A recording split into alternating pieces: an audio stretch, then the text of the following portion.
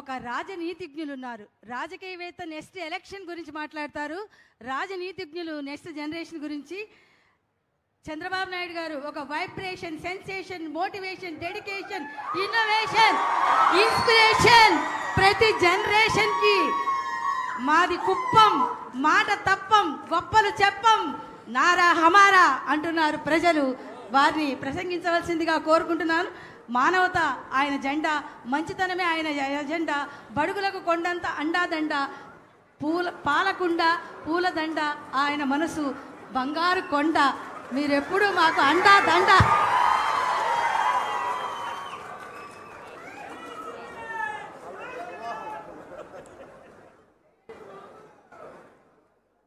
ఉప ముఖ్యమంత్రి,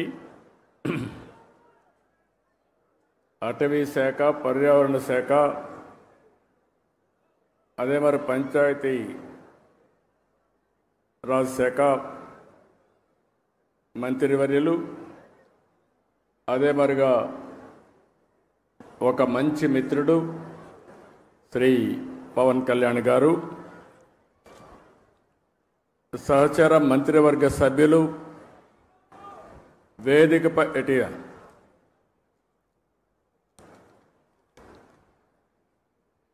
కందుల దుర్గేశం గారు, పొంగూరు నారాయణ గారు, గౌరవ శాసనసభ్యులు తెనాలి శ్రావణ్ కుమార్ గారు, chairman pollution control board Krishnaiah గారు, Amaravati development corporation chairman Lakshmi Parthasarathi గారు, స్పెషల్ సిఎస్ అటవీ శాఖ అనంతరాము గారు, principal chief conservator of forest Ajay Kumar గారు. ఈరోజు మీరు చేసిన కార్యక్రమం అమరావతిలో ఒక చరిత్ర సృష్టించబోతుంది. ఈరోజు ఒక్కరోజే మన మిత్రులు ఉప ముఖ్యమంత్రి గారు చెప్పినట్టు 1 కోటి చెట్లను నాటుతున్నాం. ఈ సంవత్సరం 5 కోట్ల మొక్కలు నాటబోతున్నాం. అయితే ఈ 5 కోట్లే కాకుండా 50% గ్రీన్ కవర్ ఈ రాష్ట్రంలో ఉండాలి. 50% గ్రీన్ కవర్ ఉంటే దానివల్ల ఇంపాక్ట్ ఏ విధంగా ఉంటుందో మనం అందరం కూడా ఆచరించి దేశానికే కాకుండా ప్రపంచానికే ఒక ఆదర్శంగా నిలవాల్సిన అవసరం ఉంది. 1972 నుంచి జూన్ 5వ తారీఖున ప్రపంచ పర్యావరణ దినోత్సవాన్ని ఐక్యరాజ్య సమితి ఆధ్వర్యంలో మనం జరుపుకుంటున్నాం.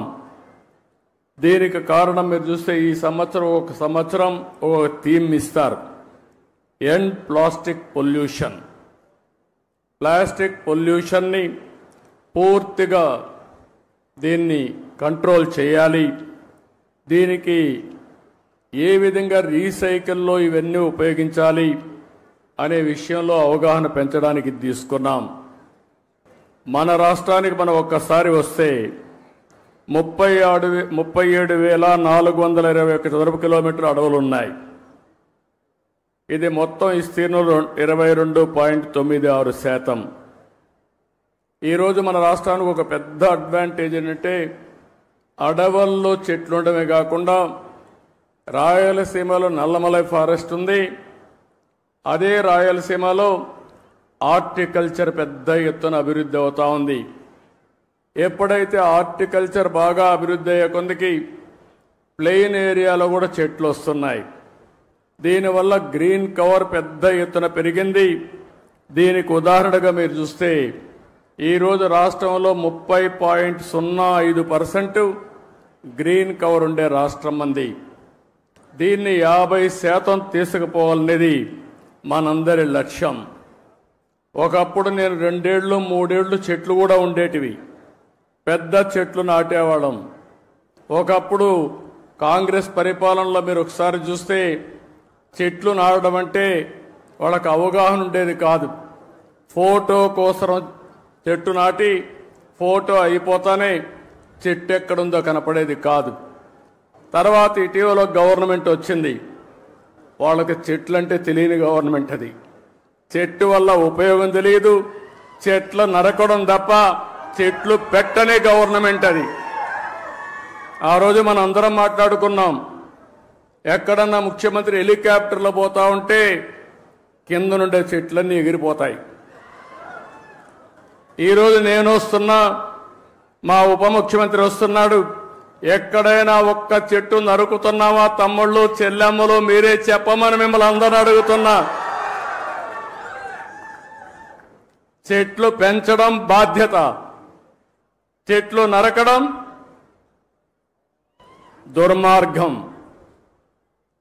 కొన్ని దేశాల్లో అయితే శాశ్వతంగా జైల్లో పెడతారు చెట్లు నరికితే. చెట్టు నరకాలంటే కూడా ప్రభుత్వ పర్మిషన్ ఇస్తే తప్ప చెట్టు నరకడానికి వీల్లేదు. చెట్టు నరికితే మనిషిని చంపినటువంటి నేరంగా చిత్రీకరించి వాళ్ళపైన యాక్షన్ తీసుకునే పరిస్థితి వస్తుంది. అందుకే నేను మిమ్మల్ని ఒకటే కోరుతున్నాం, 4-5 సంవత్సరాల్లో మన రాష్ట్రం కనీసం 37% గ్రీన్ కవర్ కావాల్సిన అవసరం ఉంది. దీనికి హార్టికల్చర్ డెవలప్ చేస్తాం. ఇప్పుడే పవన్ కళ్యాణ్ గారు చెప్పారు చాలా స్పష్టంగా.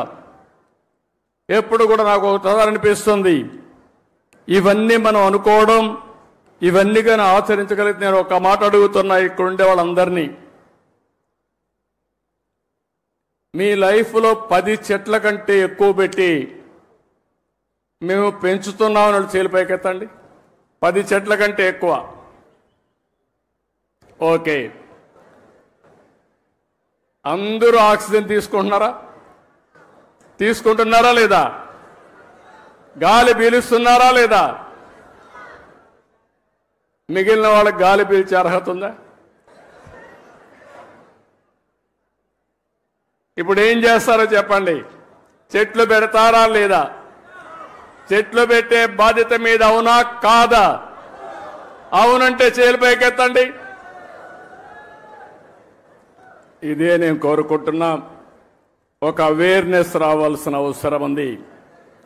ఈరోజు మీరు ఒక్కసారి చూస్తే ప్రపంచానికి ఒక పెద్ద సవాల్ గ్లోబల్ వార్మింగ్.